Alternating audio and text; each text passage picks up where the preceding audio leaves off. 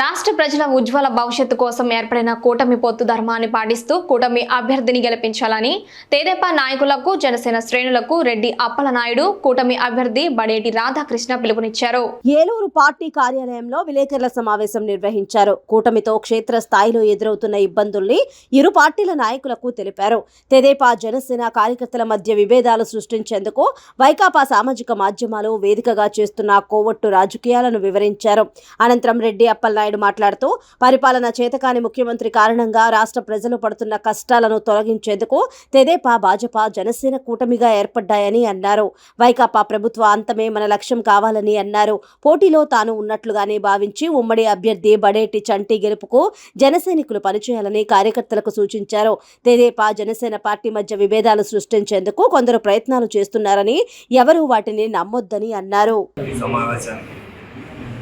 చేసిన తెలుగుదేశం పార్టీ నాయకులు కార్యకర్తలు అలాగే జనసేన నాయకులు కార్యకర్తలు అందరికీ ధన్యవాదాలు. ఈ రోజున జనసేన తెలుగుదేశం బీజేపీ కూటమి అభ్యర్థిగా నన్ను ఒకడే రమారమి ప్రకటించడం జరిగింది. ఎందుకంటే మేము ఇదివరకు కూడా జనసేన కార్యాలయంలో పెట్టినప్పుడు ఎవరికి వచ్చినా సరే అందరూ కలిసి చేసుకుందాం అని అనుకున్నాం.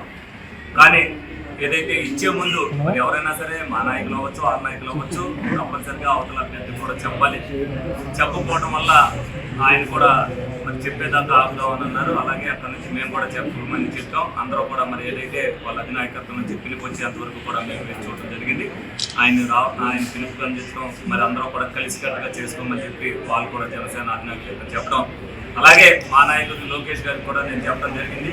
ఆయన కూడా రేపు ఎల్లుండో రెడ్డి అప్పలనాయుడు గారికి ఫోన్ చేయడం అనేది జరుగుతుంది. ఎందుకంటే ఆల్రెడీ నెంబర్ కూడా పెట్టమన్నారు, నేను కూడా పెట్టా. తప్పనిసరిగా ఏదైతే మరి అభ్యర్థిగా కూటమి అభ్యర్థిగా నాకు ఇచ్చారో రేపొద్దున మరి ఏదైతే మేము ఇద్దరం కూడా కష్టపడి మరి ప్రజలందరినీ కూడా చైతన్యపరచడంలో ఇద్దరం కూడా కష్టపడ్డాం. ఎవరి వంతు వాళ్ళు, మేము పక్క వాళ్ళ పక్క, ఏదైనా సరే మా అంతిమ లక్ష్యం జగన్మోహన్ రెడ్డి గారిని గద్దె దింపాలి, ఏలూరులో జనసేన టీడీపీ జెండా ఎగరాలనేది. మరి రెడ్డి అప్పలనాయుడు గారికి కూడా న్యాయం జరగాలనే ఉద్దేశంతో మేము కూడా చెప్పడం జరిగింది. తప్పనిసరిగా ఆయన ఏదైతే ఆశిస్తున్నారో ఆ పదవి కంపల్సరిగా మేము ఇస్తామని చెప్పి వాళ్ళు కానీ వీళ్ళు కానీ నాయకత్వం వాళ్ళు చెప్పడం జరిగింది. ఎందుకంటే అది ప్రత్యక్ష రాజకీయం కావచ్చు, పరోక్ష రాజకీయం కావచ్చు. ఎందుకంటే అవన్నీ మా లోపల ఉల్లోపల ఉండే నిర్ణయాలు తప్పనిసరిగా మేము ఇచ్చే విధంగా మేము పోరాటం చేస్తాం. ఎందుకంటే మా ఇద్దరి మధ్యన ఏం పొరపచ్చలు లేవు, అలాగే మా కార్యకర్తల మధ్యన కూడా లేవు. ఎందుకంటే స్వల్పంగా ఏదైనా ఇప్పుడు బాధ అనేది ఎవరికైనా ఉంటుంది. ఒకప్పుడు ఇద్దరు మనం కష్టపడి ప్రయత్నం చేసినప్పుడు మరి ఎవరికో ఒక అవకాశం ఉంటుంది. కానీ ఆ బాధ లేకోకుండా రెండో అవకాశానికి కూడా ఆ బాధ తీరేటట్టుగా ఇవ్వాల్సిన బాధ్యతను మేము తీసుకుంటామని సందర్భంగా మేము అందరూ కూడా చెప్తున్నాం.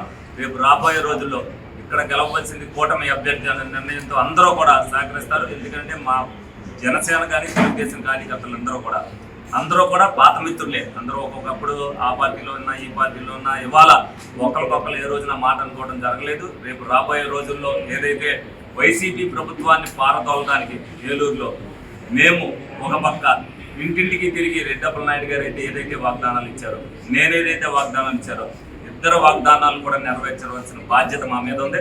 తప్పనిసరిగా అది నెరవేర్చుదాం. అలాగే కార్యకర్తలకు కానీ నాయకులకు కానీ ఇద్దరు కూడా రేపొద్దున రాబోయే రోజుల్లో జనసేన వాళ్ళు ఎవరైతే కష్టపడ్డారో వాళ్ళకి గుర్తింపుగా మా తెలుగుదేశం పార్టీ వాళ్ళతో పాటు వాళ్ళకు కూడా న్యాయం చేసే విధంగా రేపు పరిపాలన కూడా అదే విధంగా ఉంటుంది.